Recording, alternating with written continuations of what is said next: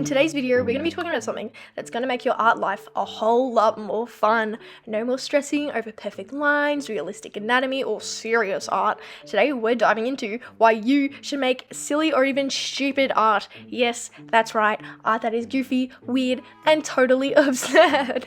If you've ever thought to yourself, what if I just draw a snail with sexy human legs? Or, I don't know, how ridiculous would it be if I drew a Garfield combined with Kirby? Then you're in the right place, because in this video I'm going to be explaining why making stupid art can be one of the best things you can do for your creativity, your art block and burnout, and even your skills. I think all artists can relate to the pressure to create something perfect, whether it's an intricate portrait, a detailed Bob Ross-esque landscape, or a highly polished piece of digital art. That pressure can be overwhelming.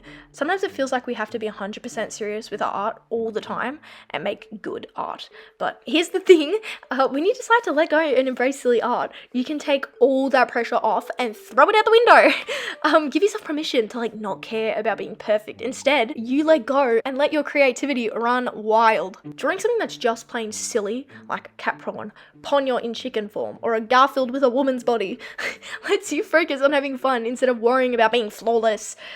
There's no pressure to make it look amazing, so it gives you the freedom to actually draw because you enjoy doing it. But silly art does more than just kind of relieve that unrealistic standards we place upon ourselves. It also charges your creativity. Just think about it for a moment. When you allow yourself to be ridiculous, there are no rules and you're not bound by what is deemed normal or realistic or popular on social media and stuff. When you make something silly, your brain isn't focused on accuracy so much, I find. It's more focused on the what ifs, what if Furby had limbs? What if I turned Snorlax into a snail? In this way, you can kind of train yourself to think of the most weird, outlandish, but also weirdly appealing ideas. And before you know it, you're coming up with stuff you never would have thought of otherwise. Training this skill allows your imagination to run free without any of the usual boundaries you, others, or social media typically place on yourself as an artist. Whether it's drawing Garfield dressed up as Miku or a frog doing finger guns. You find that your creative spark is stronger than ever when you give yourself the space to be a goofy guy or gal.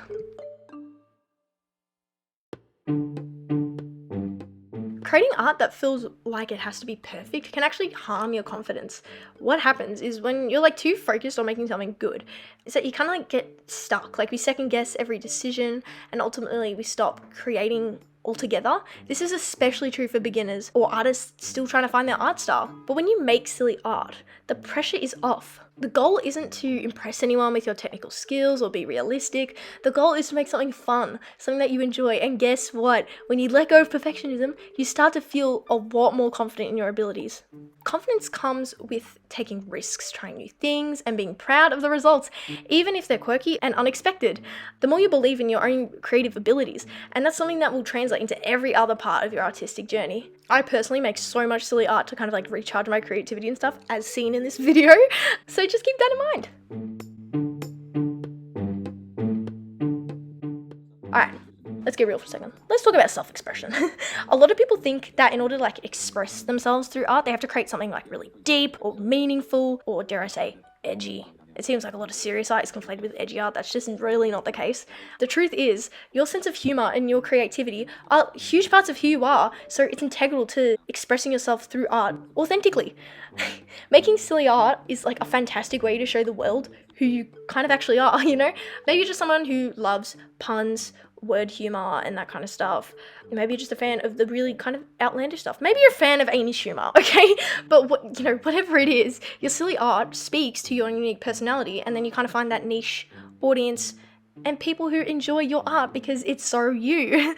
The beauty of silly art and stupid art and weird art and all of that is that it is one of the most purest forms of personal expression, I find. I think that all the stuff that is most authentic to who I am as a person, I find is all my really stupid things that I draw, which you have seen in this video. So yeah, there's no pressure or need to conform to trends and styles or anyone else's idea of what your art should be or should look like, because with this kind of way of just getting all goofy on the paper, which sounds really sus, you get to be you, and being you is exactly what makes your art special.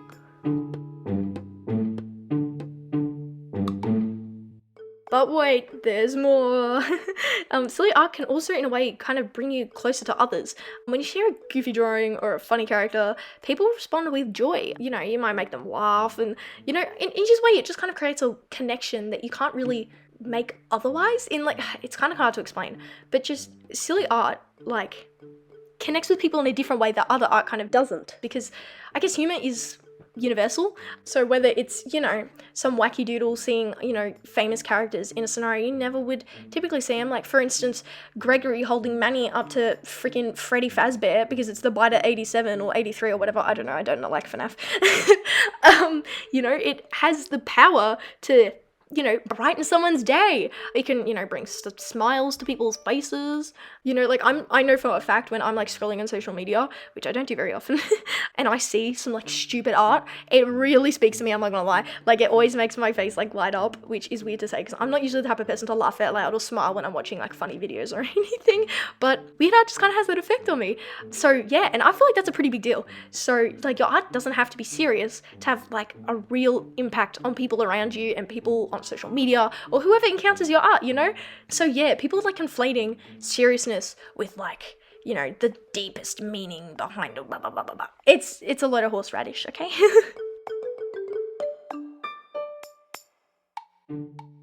So at the end of the day, the main reason you should want to make silly art is just because it's fun. It's so fun. It is fun as.